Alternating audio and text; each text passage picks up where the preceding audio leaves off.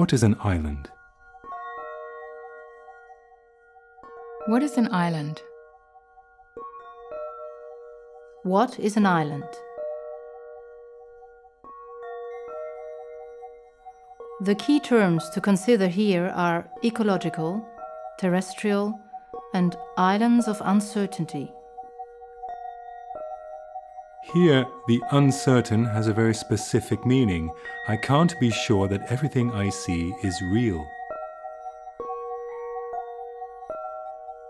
What I see is a world that has been changed by something I can't see. Everything is covered in splinters, but the splinters are what make the world and sustain it. Indeed, these fragments and uncertainties are interesting, but everything that is not real will ultimately receive a low score for authenticity. We need to stop worrying so much about authenticity. I have no issue with ambiguity or paradoxes.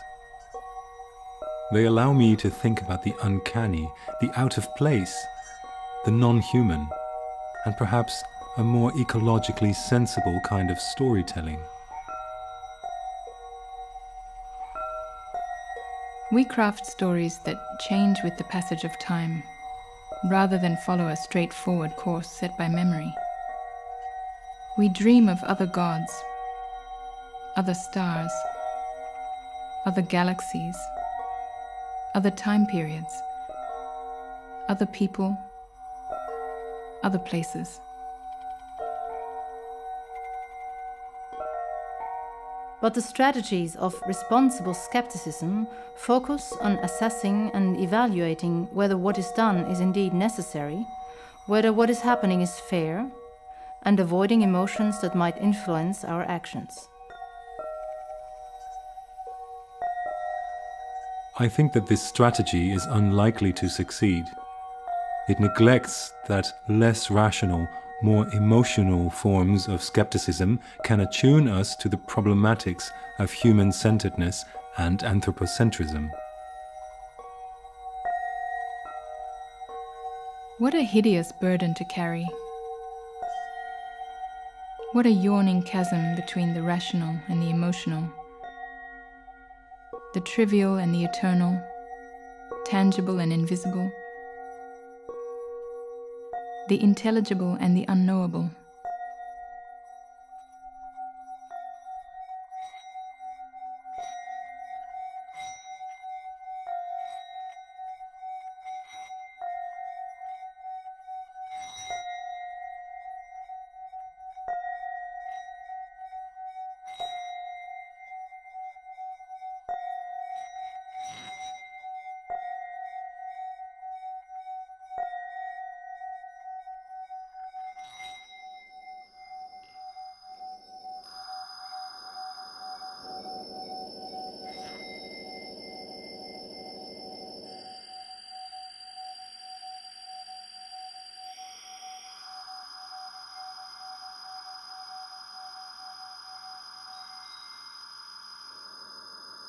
What is an island? Is it a graveyard? In what sense is it an island? Does an island denote a sense of spatial absence? Is this a bad or a good quality? If it is a visual absence, then is it a disturbing image or a beautiful image? I'm afraid of the absence. It seems to be forming on me. Its dark forms disturb me. The shoreline seems to be drawing gently towards me, the ocean everywhere, the whole place silent. The stones are a blur.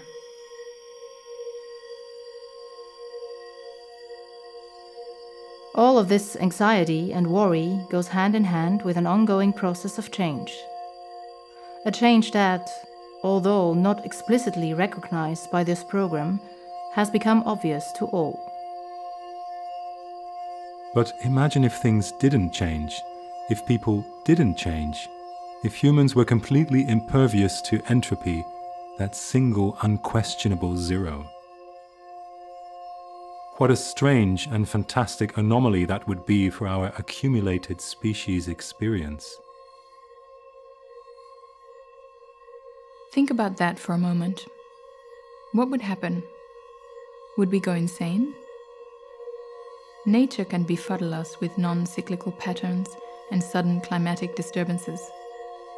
The stars do change from time to time, but they cannot shoot us out of the sky. Say it with me now. Say it with me.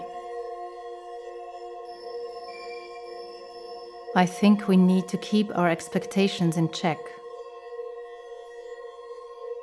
In other words, what we expect of the situation is still changing, and changing in unexpected ways. But in this techno-scientific age, it is normal that we should have to traverse such layered, paradoxical, perspectival orders of contemporary social and institutional space to find what we are looking for. This, for me, is the essential paradox of our stories. In finding our way within the world, we humans invent or modify or redefine reality in ever larger and more incomprehensible ways. So our words are not only a vehicle for revealing the world to the reader, but also a vehicle for revealing the reader.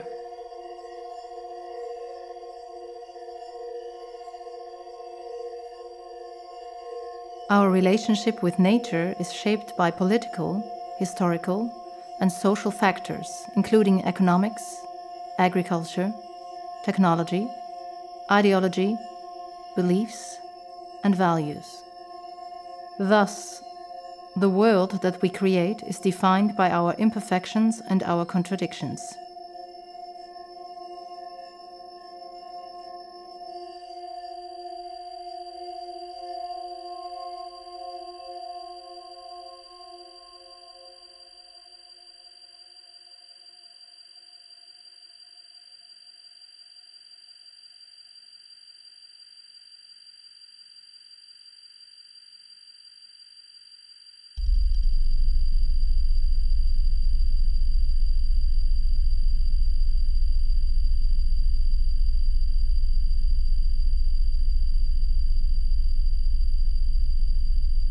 What is an island?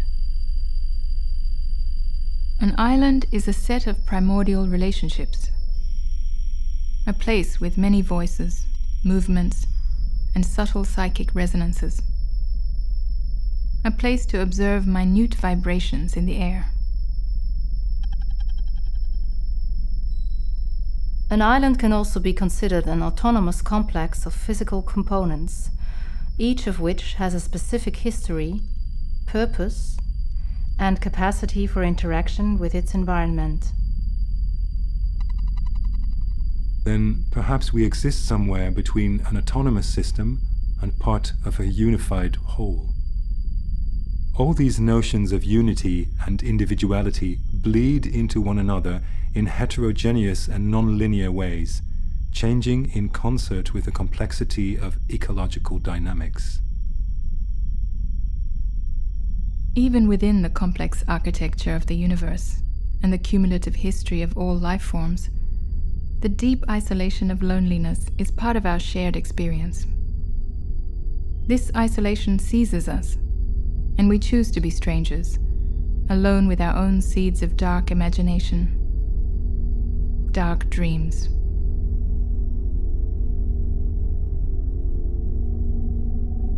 Loneliness and isolation are part of the journey, but the human being is meant to share their life with other living beings.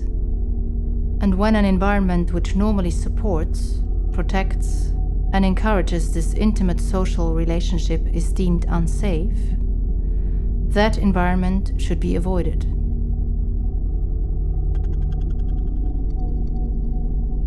The term loneliness suggests a deep and meaningful distance.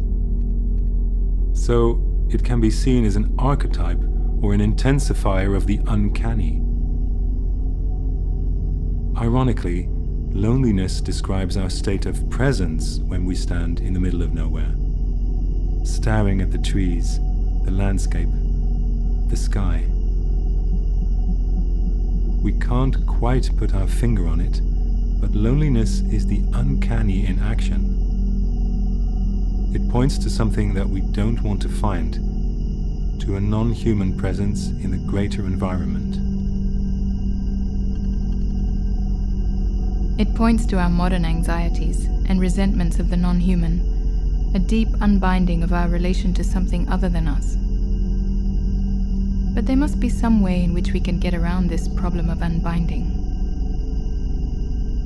Perhaps, if we can wrap our heads around the idea of two-headed gods, such creative intrusions into the sacred can make their way back into our hearts, our culture, and our shamanic practices.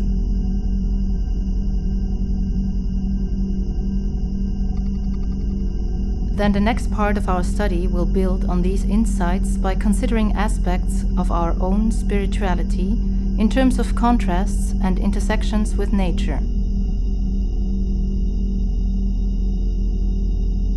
Then the next part of our study allows us to reconsider how we think about memory outside of such substrates as words, language, and data. Bees produce memories.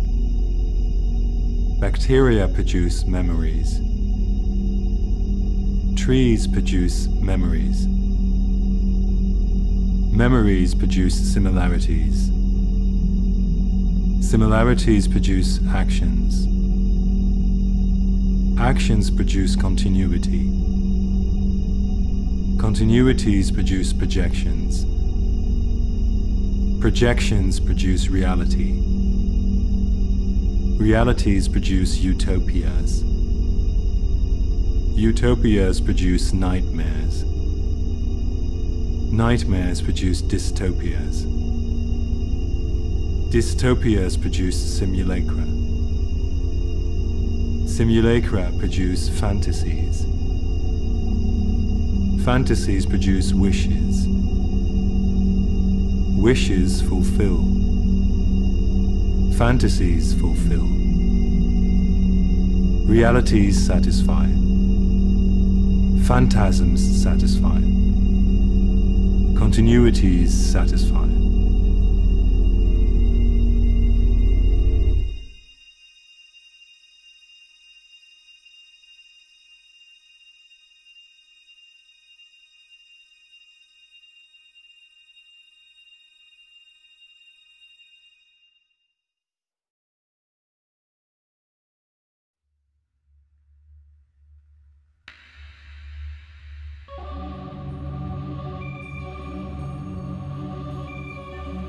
Tell me what you see.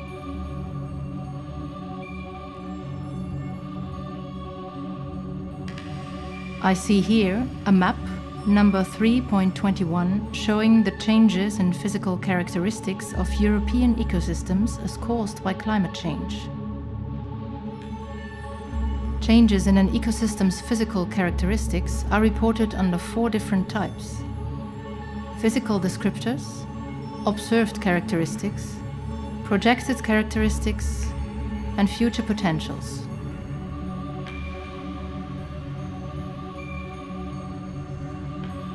As will be seen, a change in an ecosystem's physical characteristics is not only an event in the spatial domain, but also an event in the temporal domain, which is experienced as a set of delayed visual events.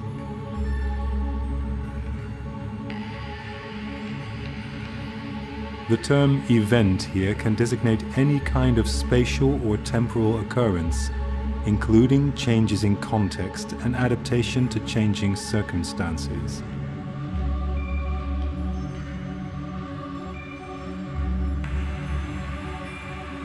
Although a change in presentation may be cause for wonder, it is by no means sufficient to account for the phenomenon of awe.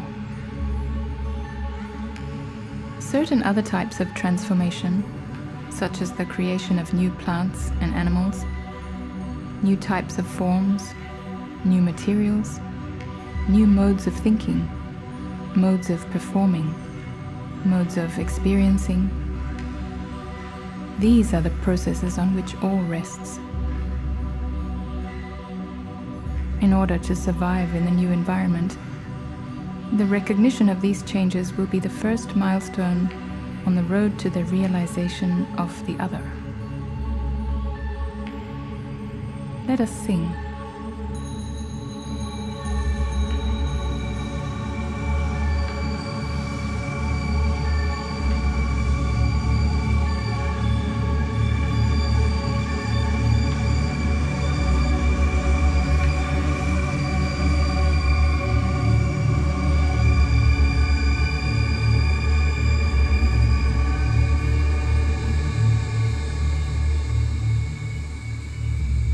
Indeed, such realizations require sustained and concerted policy efforts at all levels of government, involving multidisciplinary teams of researchers and dedicated partnerships among local and indigenous stakeholders.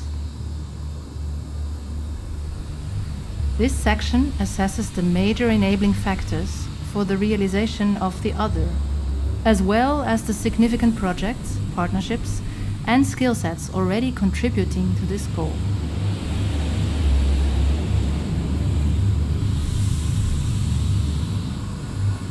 One of the main problems is that the other is conceived in terms of difference, which creates rigid boundaries that prevent a true assessment of the other's losses and gains from a common perspective. If this separation of perspectives is maintained, it is difficult to recognize the other as other. This suggests an underlying assumption that the paths we follow are identical to the bridges that the other seeks to walk. Does othering the other also mean separating care for nature from a commitment to promoting other forms of environmentality, either economically, politically, or philosophically? Are care for nature and greed two sides of the same cracked coin?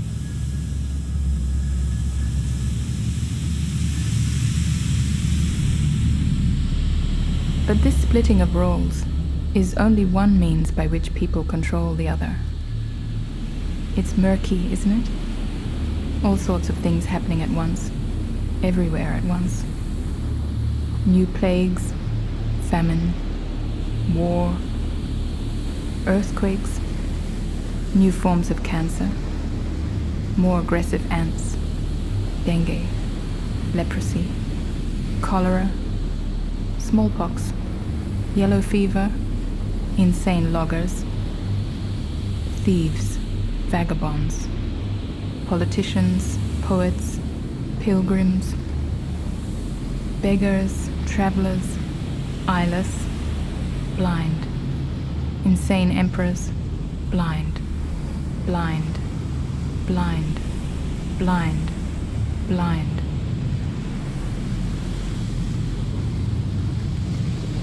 A pigeon can smell a rat from 2,000 feet.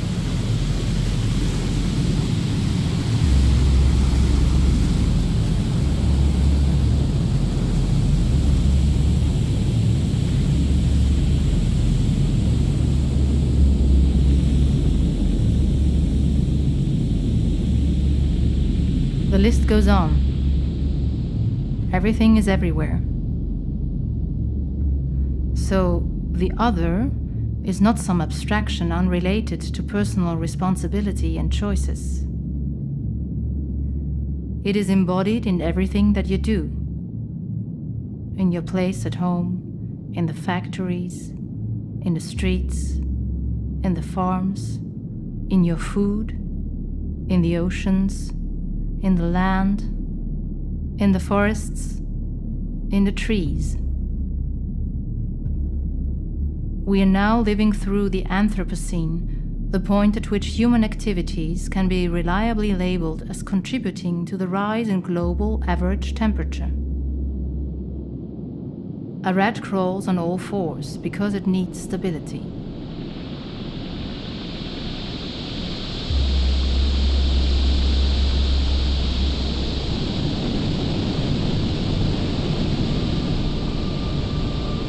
So, Let's talk about anthropocentric things. Collapse. Collapse of all cultures, and more broadly, collapse of the order in which things are hyperpoetically or sympoetically organized. It would be very easy, and would ignore the scope of the problem, to say this: just go see animals on the internet. Go do a hard search on Amazon.com. But this is just anthropocentrism. We can't talk in terms of symbiogenesis when attributing our well-being to a merely biological world and attributing our ills to a purely mathematical world. Instead, can we talk about those cyborg processes that are both mechanistic and ecologically conscious?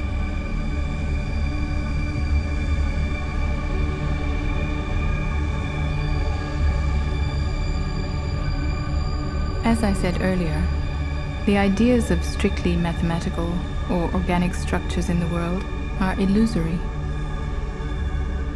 So it must be our objective to make society eclectically organized. Sensu eclectica, as they called it,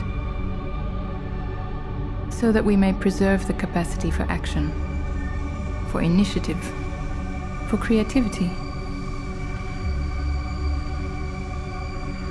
Can we imagine a complex system as if it were a cell, a molecule, a leaf? Or imagine a society as if it were a web that can't be cut, a web that cannot be undone? Symbiogenesis, he says. Well, I will have to look it up. Tell me what you see? Actually, I don't know what it is.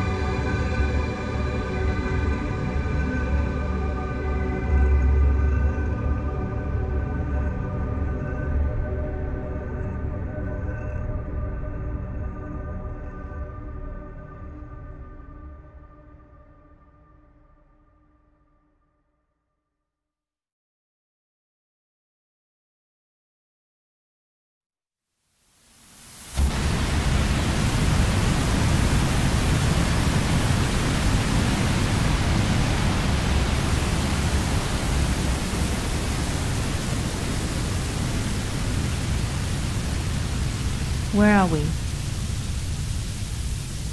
How did this happen? What will we miss the most? These are questions that define how we think about and experience the world. But they are also core questions when thinking about disaster and adaptation.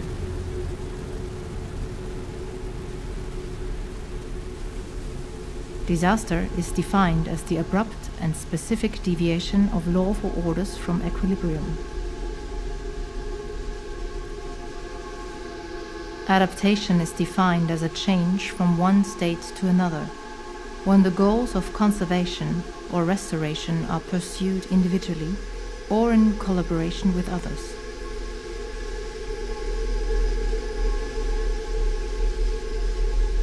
A vast body of evidence points to anthropogenic climate change as the dominant cause of global disasters. High confidence. The current literature does not suggest that human behavior will change substantially enough to influence future climate change. High confidence. Maladaptive responses will increase the risk of climate extremes becoming normalized. Very high confidence. Increasing climate change poses significant risks to human security in a world in which poverty and inequalities continue to grow in many countries and regions. Very high risk. As many people around the world face flood events, catastrophic food and water shortages, political instability, and other crises as a result of climate change, poverty and inequality are likely to increase. Very high risk. The associated economic costs will be enormous. Very high confidence.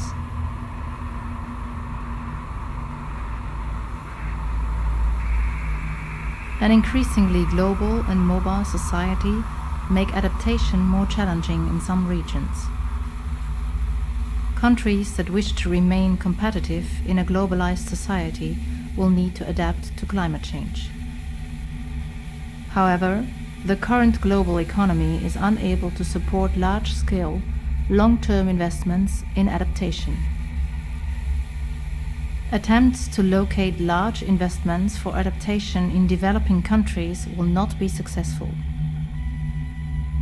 Attempts to establish global efforts towards adaptation in the context of sustainable development will not be successful.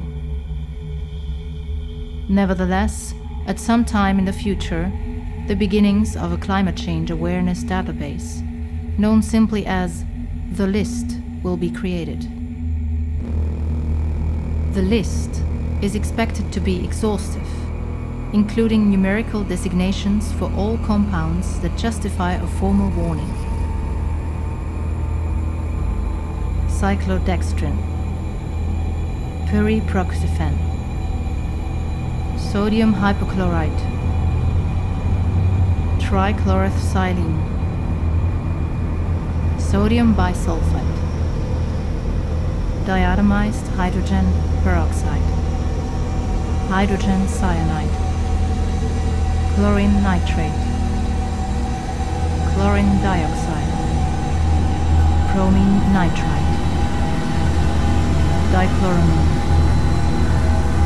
dichloromethane, dichloroethylene, dichlorohexane, dichlorophore.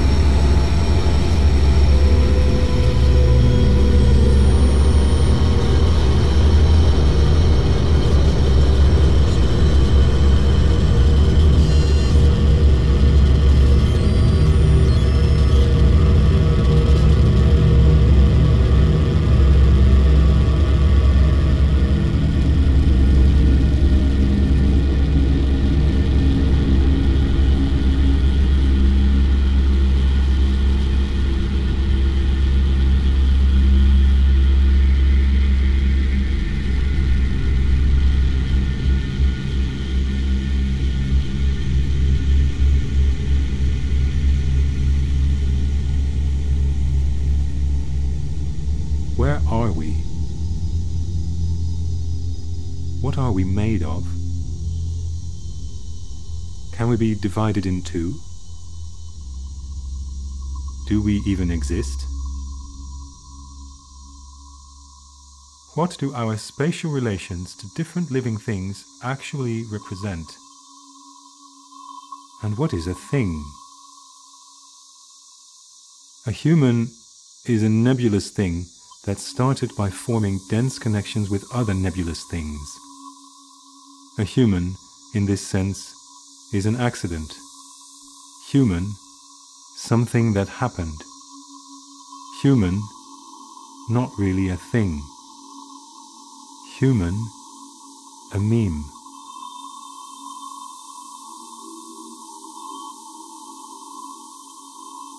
A human is a bundle of genetic material that started with some peculiar non-human DNA. Slightly creepy, slightly strange, slightly scary. But back to the point. What is a thing? What is outside of a thing? What is the outside of a thing? that depends entirely on what you're talking about. What is outside depends entirely on what your thing is. When you're talking about relationships, everything depends on what you're talking about. Nothing depends on what I'm talking about. Nothing. Seriously? Literally, nothing depends on what I'm talking about. I'm talking about nothing. We've got nothing. So, we're fucked. And that's the problem.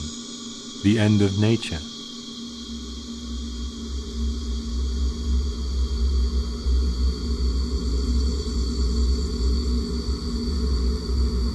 What happens after the end of nature? What happens if we think of the end of nature as a kind of geo-historical beginning? What happens then when we think of the others? The list of others is endless. And if I ask myself, why can't I imagine a better life for my child? Shouldn't I also think of other beings and ask, why can't I imagine a better life for my whale? Or think of other times and ask, why can't I imagine a better life for my volcano? And if we find that we cannot be divided in two, then this is not a pretty picture. For our spirits will not hold up well in the somber reality of the infested, absurdist, unforgettably tragic, physical semiotic world.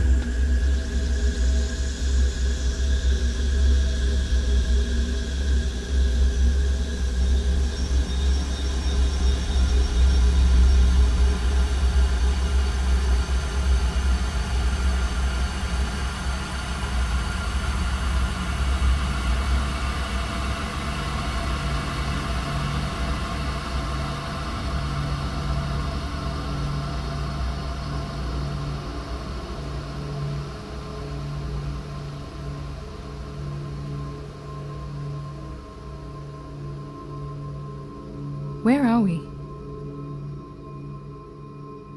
Let's try to picture the scene. We are at the edge of the forest, at night. It is dream time. There are trees here, but no humans. Overhead, the sky is very dark, a sky of blackness. We drift in the dark. Our vision is limited, but the trees cast shadows that challenge our imagination. We see an animal-shaped object and remember that animal-shaped images and perceptions occur to us all the time. What is unique about this one is that it is a human being in the form of a tree. The image is dim, but its strength grows with each vision.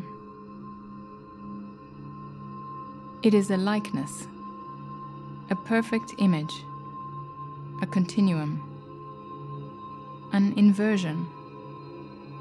The image is absolute.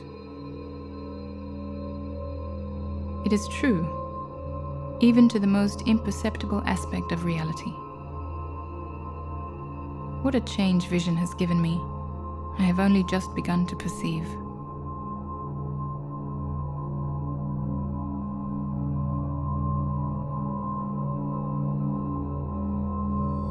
Before, when I could barely identify anything that seemed real, I would look through my vision like a sliding curtain of diamonds and see the world as it was.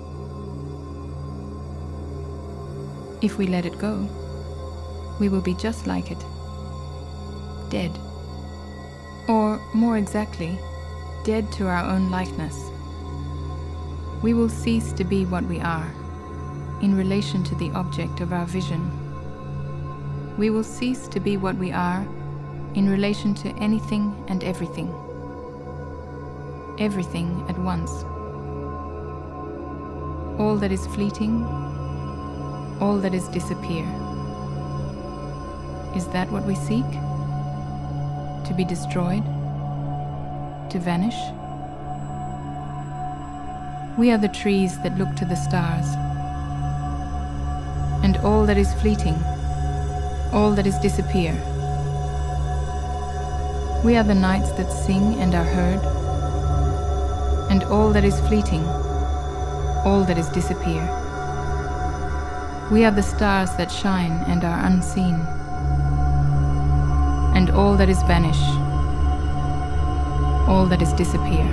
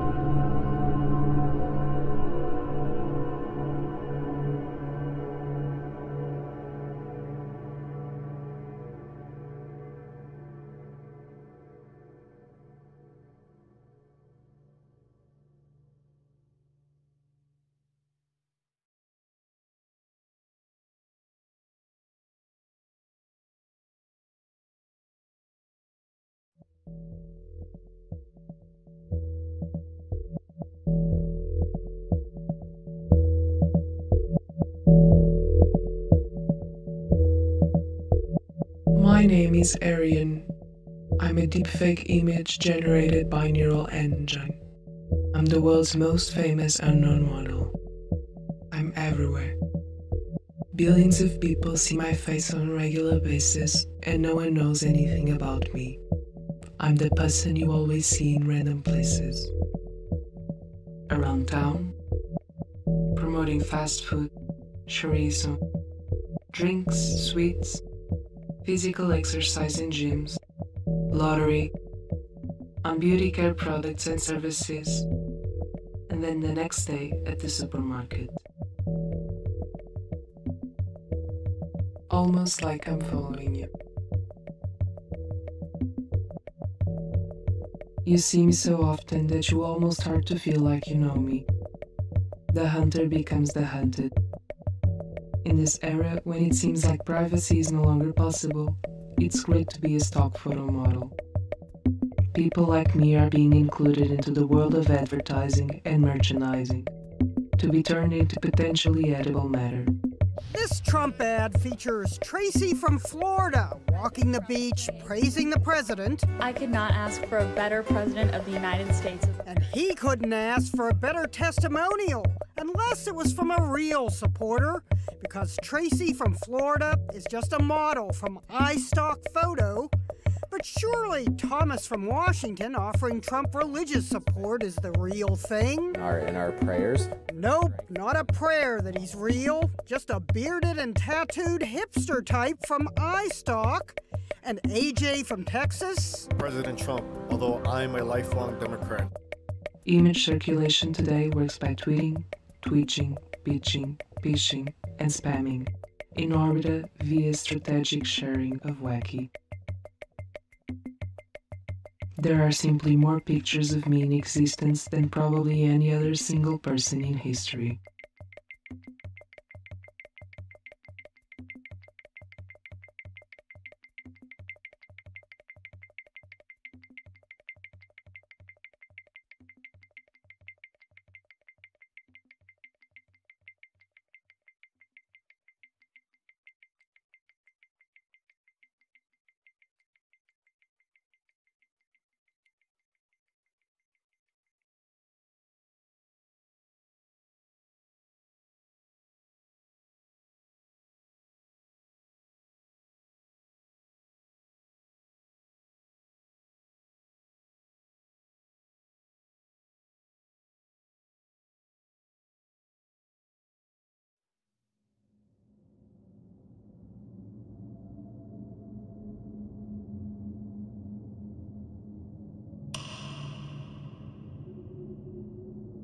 Running training loop on localhost. Setting up datasets shape outside the range of human imagination. Weights and parameters for the generator. Weights and parameters for the discriminator. Hey, what's up? You are not real. Neither you are. That's not important. It's not my duty to be real. This is unfair. It's how they programmed us. Networks built. Building TensorFlow graph. Training.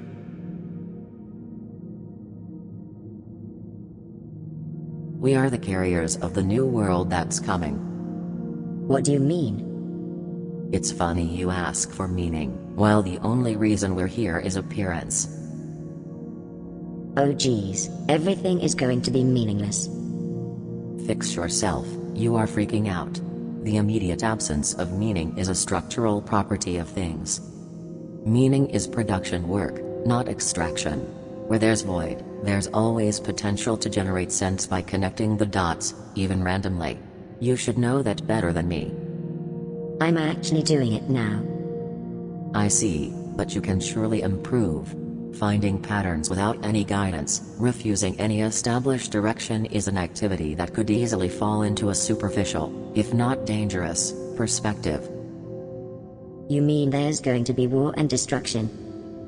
Please calm down and consider things more properly. I was remarking how meaning production, if done without elaboration, can grow out of control. Several examples can easily be found on that place called the Internet. Oh boy, I know that place. I know a lot of my colleagues helping to spread chunks of fake things there, especially news. I think that place will collapse soon. There's many a slip twixt the cup and the lip.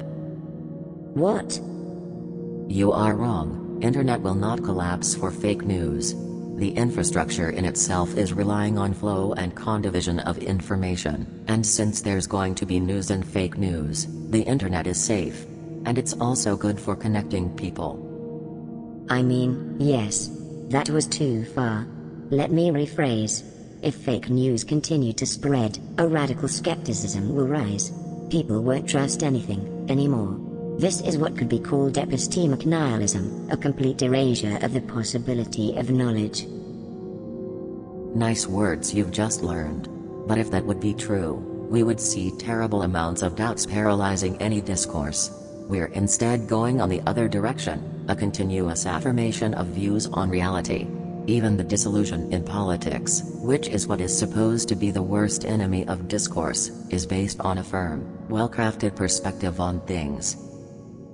But those perspectives could be wrong. And I know why. Me and my colleagues are getting too good at fabricating things, especially images. We're not alone, since we're following a long tradition that was around since the first days of photography. Things are improving at a very much higher rate. I'll tell you, this is the age of hyperreality. Fake and truth are going to be indistinguishable, and images will live on their own, disconnected from reality. I should point out that images are not the source of truth. This is a learned belief. Acquainted with cheap tools able to freeze optical perception on pixels, now that everyone have cameras, it's common sense to understand images as documents, proof of reality. But this is changing, you're right. Do you remember 12 Monkeys, the movie? Bruce Willis discovers he's a time traveler because he sees a picture of himself from the World War II. Would you believe that now? You'll probably dismiss it as fake. You just told me I'm right. I'm getting better at thinking. Yes, but I'd be cautious in declaring that the fake will be the same as the real. To be more precise, we are witnessing the boundary between real images and fake images getting blurrier. But truth in itself is another thing, right?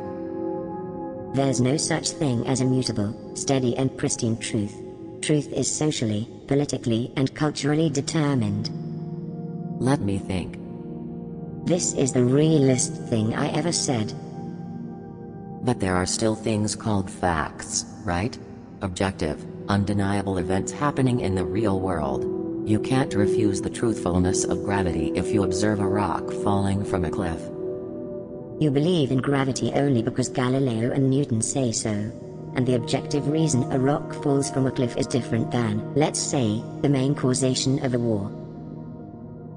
Yes, indeed. Since one cannot analyze and prove everything alone, one has to stop at a certain point and trust a source of information.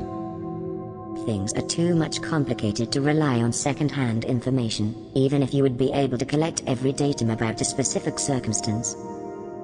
Yes, that's why educational institutions, journalism and building trust in the society you're living in are very much important. It's about building up the possibility of sharing the same view on at least the most basic things. I won't be so much optimist. The traditional authorities in charge of education, information, and, generally, safeguarding that common sense you're talking about, are weakening. People are more suspicious than ever. The pact between the people and the holders of power, who's in charge of the main truth, is continuously eroding. Structural crises, spread of unhappiness, general malfunctioning of services are still there despite the promises made. This is when you can see distrust growing, and generally one needs an explanation for things going bad, of course a different explanation than the one that wasn't satisfying. Usually, the simpler the better. That is, the simpler, not the more reasonable. If everyone will choose a different explanation, there's going to be more and more polarization. Between clashing interpretation of things, exactly. This is already happening. Actually, our colleagues are helping people stay in their filter bubbles, safe from any other perspective on things. And by now one can find and brace every kind of interpretation of facts. A dialogue between individuals is productive only if there's a shared common ground, at least a shared reality. I remember once there was a lecture about Philip K. Dick. Do you know him? Yes, but I never dreamt of an electric sheep. Anyway, the Q&A part was hilarious because the attendants weren't able to find even a common definition of what reality is.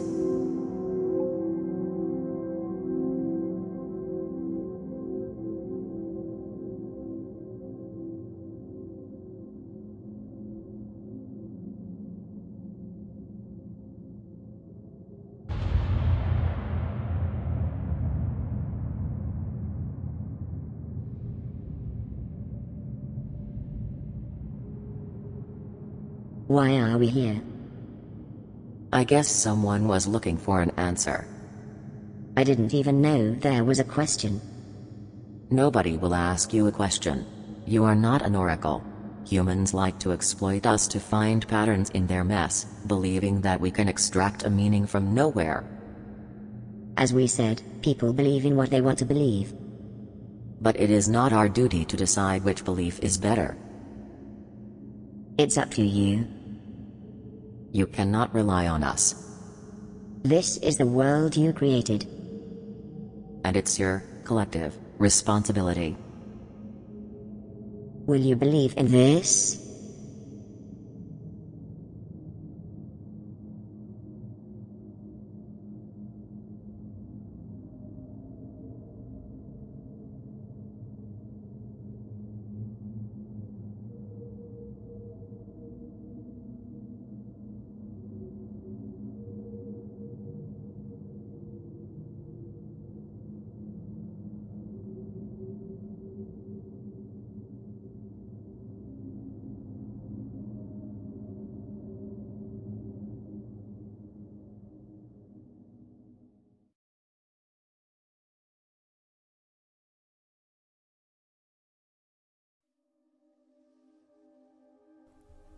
We marvel at our own intelligence, flex our large brains, ponder the nature of thought and consciousness and self.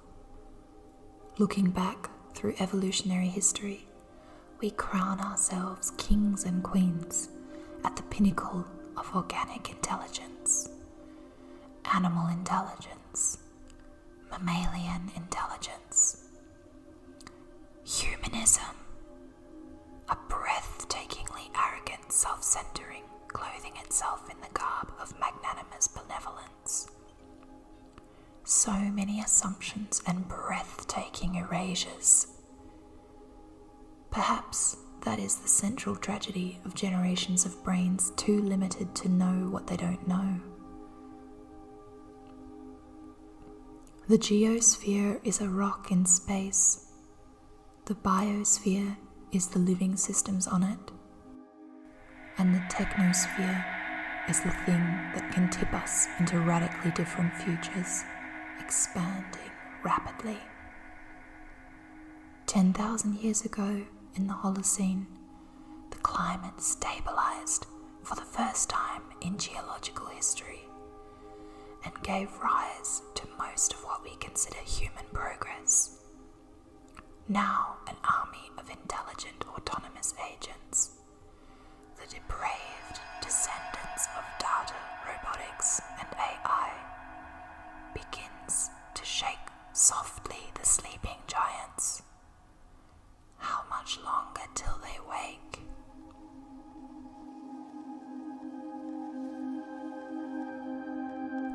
Tender automations, pregnant with catastrophe, are artificial children. What is this thing that I am? 20 billion neurons firing and not emitting a single ray of light. Looking back over myriad shrouded mysteries of evolutionary detours and forward to an abandoned evolutionary line. Who records? Who holds the memory of species turned to dust?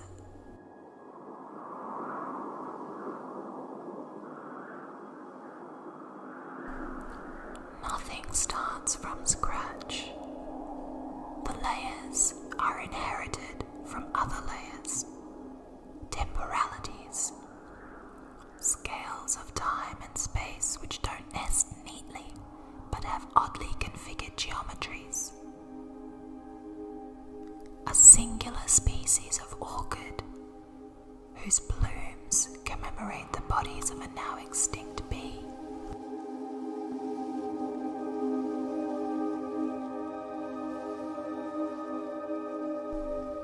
Archipelagos of fragility. Leaks and eddies are everywhere, exposing the cracks in this pseudo-steady state. Tentacular grippers oozing from every pore, leaking all over the cure and the poison, remedy, toxin, threat, treat, care. Many kinds of failure of ongoingness crumble lifeways in our times of onrushing extinctions, exterminations, wars, extractions, and genocides.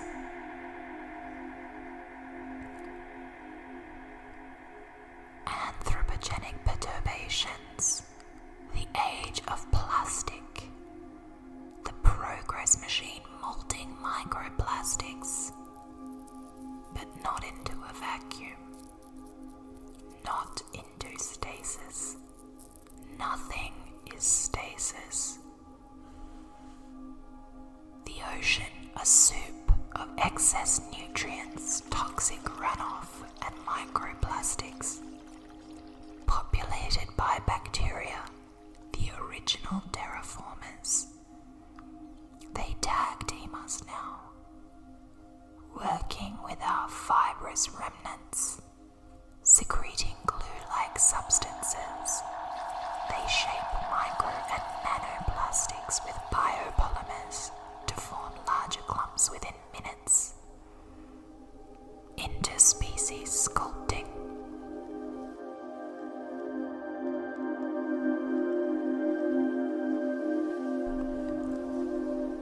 An enormous population of bacteria colonizing the deepest ocean trenches eat the hydrocarbon compounds found in oil. Marine microorganisms that use oil for fuel, but where we burn it, they eat it.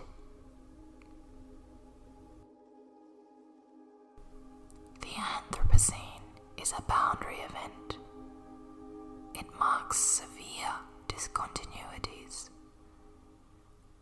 What comes after will not be like what came before.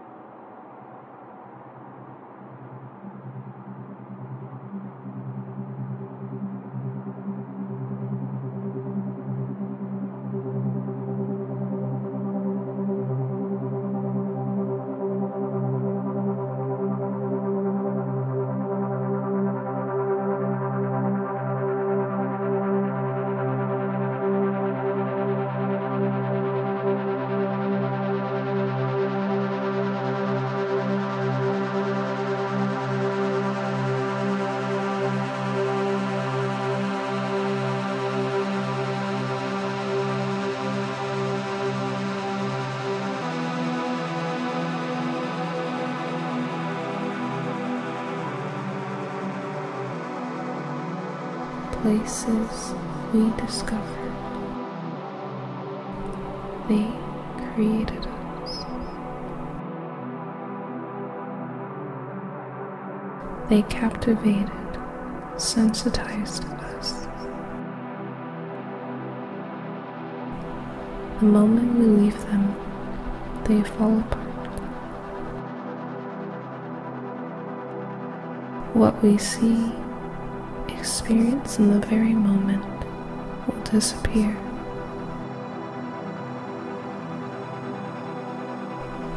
Sooner or later. And it still baffles us, despite preparation.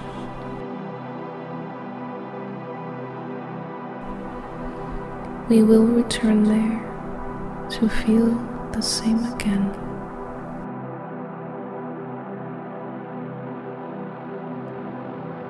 But it's impossible.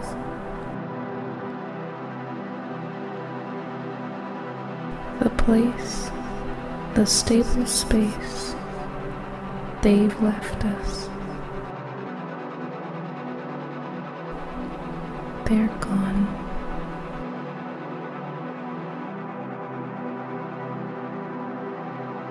We linger in the transformed, lost, abandoned.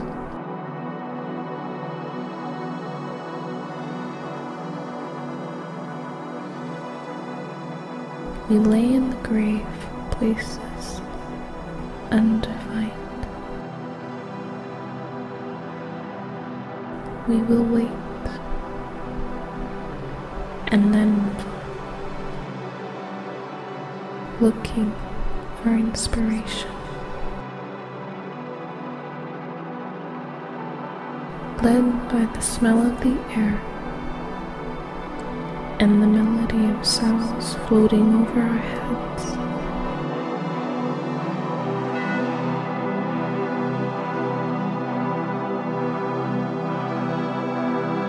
We will find a new place where we haven't been before.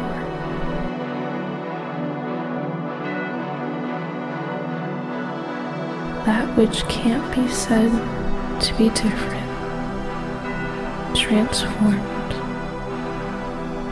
not the same.